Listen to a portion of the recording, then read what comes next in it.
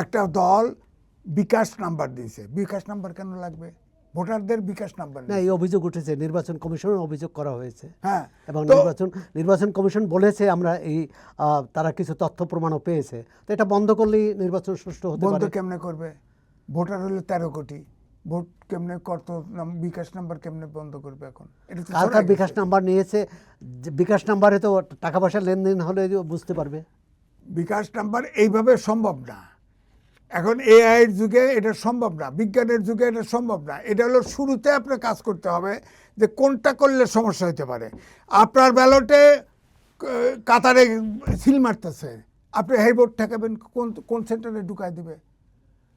এখন তো বাক্স করে ঢুকাই দিতেছে। বাক্স কোন ভোট সেন্টারের জন্য ভোট দিছে, আপনি এখান থেকে ঢাকায় বসে কী করে চেক দিবেন?